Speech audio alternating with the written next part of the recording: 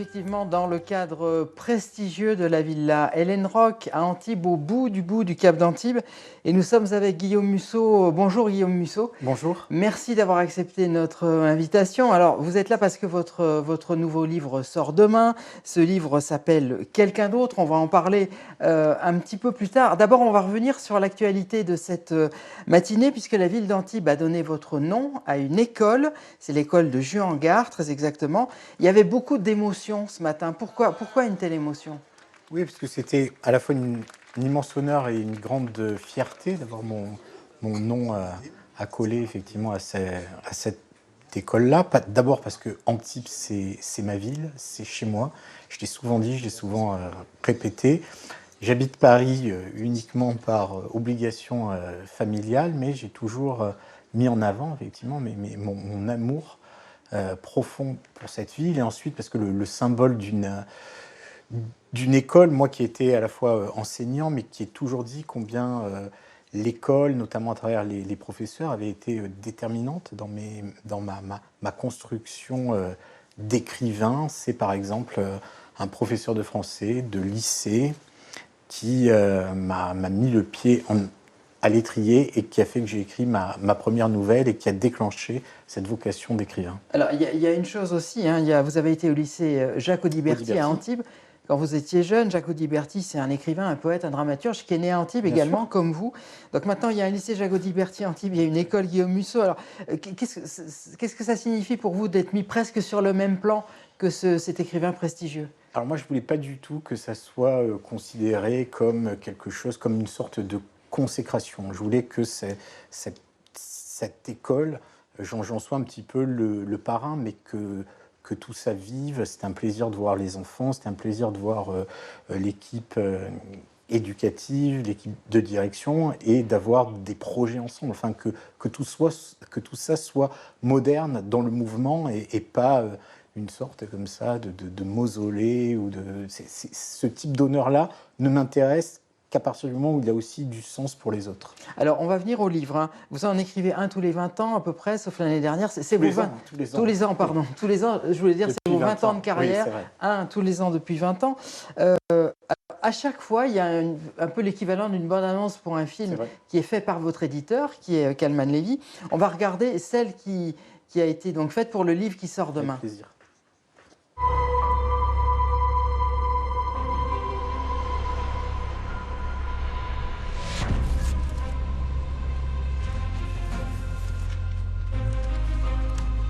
Il y a 3 vérités. Ma vérité, ta vérité,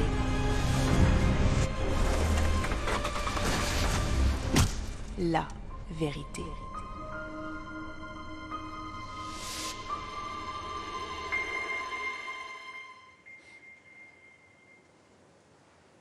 Alors, c'est l'histoire d'une héritière, hein, qu'on retrouve morte sur un yacht entre les îles de Lérins. Alors, on ne va pas raconter l'histoire, mais les îles de Lérins, c'est un lieu assez particulier, très festif, hein, l'été, et puis qui devient un petit peu plus sombre quand tout le monde part. Il y a les moines, il y a Saint-Honorat. Est-ce que ce cadre a été inspirant pour vous? Oui, il a été inspirant. J'y suis allé il y a 2 ans à visiter Saint-Honorat avec mes enfants. Ça faisait très longtemps que j'y étais plus allé. Et c'est au moment où je commençais la rédaction effectivement de ce livre. Et le déclic s'était fait entre ce lieu et l'histoire. Moi, j'ai toujours aussi, à travers cette histoire-là, envie de jouer avec le lecteur et de lui dire, voilà, tu vas avoir les mêmes informations que l'enquêtrice pour essayer de résoudre l'enquête. Alors justement, hein, vous dites là, vous donnez des clés, des éléments au lecteur. Vous dites que la littérature, c'est quelque chose qui se joue à deux. Oui, c'était le mot de Georges Perec. Exactement. La littérature est un jeu qui se joue à deux. Entre l'écrivain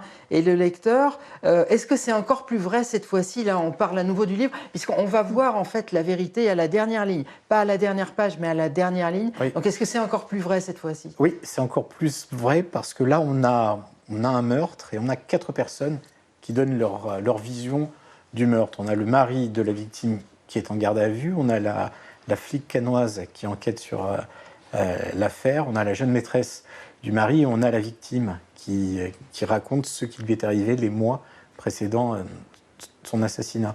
Et l'idée, c'est que personne ne ment, Donc tout ce qu'on lit est vrai, et pourtant personne ne s'accorde sur la vérité.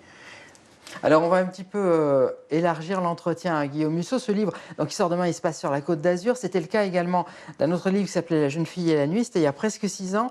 Là aussi, il y avait une petite bande-annonce qui avait été faite par votre éditeur. On va la regarder. Vous allez comprendre pourquoi. Oui, je savais ce que ça signifiait. J'avais vécu près de 25 ans avec une épée de Damoclès au-dessus de la tête.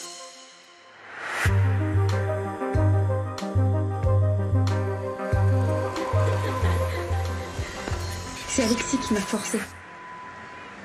Le passé ne passe pas. Après ce que nous avions fait. Voilà, les images qu'on vient de voir, Guillaume Musso, elles ont été tournées ici, juste en bas de cette ville-là. C'est un sentier qui s'appelle le sentier des douaniers. Alors, il y a les îles de l'Érins, il y a ce sentier, il y a cette ville-là.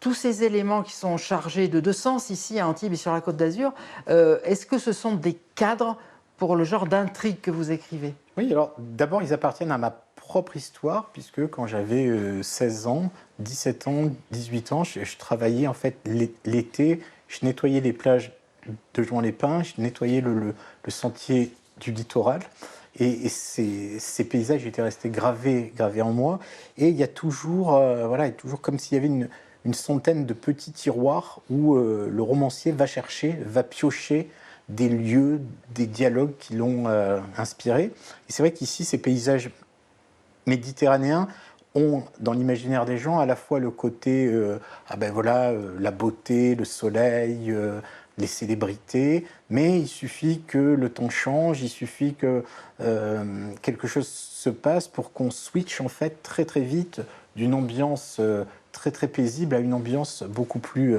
sombre et propre au roman à suspense. La jeune fille et la nuit avait donné lieu à une série qui avait été tournée sur la Côte d'Azur, en partie à Antibes. Alors, vous ne le savez peut-être pas, mais est-ce que ça pourrait être le cas pour le roman de demain? Oui, on a déjà eu effectivement des demandes et des marques d'intérêt d'adaptation. Moi, je suis toujours ravi quand on met en scène effectivement ces endroits chers à mon cœur. Alors, Guillaume Musso, on rappelle rapidement, 20 ans de carrière, on l'a dit, c'est 34 millions d'exemplaires vendus dans le monde, vous êtes traduit dans 47 langues, un des 2 auteurs français les plus traduits avec Michel Houellebecq.